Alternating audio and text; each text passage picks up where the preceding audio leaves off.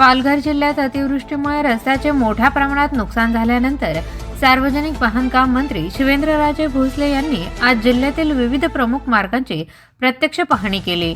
मनोर, मासवण, पालघर, सरावली, बोईसर आणि बोईसर, चिंचणी, डहाणू या मार्गावरील रस्त्याची स्थिती, दुरुस्तीची कामे आणि विकास कामांचा त्यांनी आढावा घेत संबंधित अधिकाऱ्यांना आवश्यक त्या सूचना दिल्या।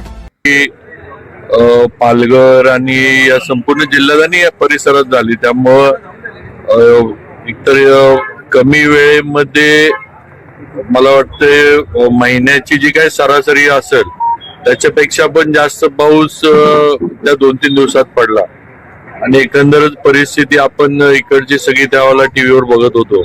साधारण 175 कोटी रुपये आपल्याला लागतील आणि एवढा खर्च या दोन्ही तात्पुरत्या दुरुस्त्या आणि कायमस्वरूपी याच्यावर संपूर्ण झालेल्या रस्त्यांवर, पुलांवर आम्हाला करायला लागेल। तशी आम्ही तरतूद वगैरे करायला आम्हाला सूचना मुख्यमंत्री महोदयांनी दिल्यात, तशी आम्ही करून आता लवकरच कामं जी आहेत ती आम्ही हाती घेऊ।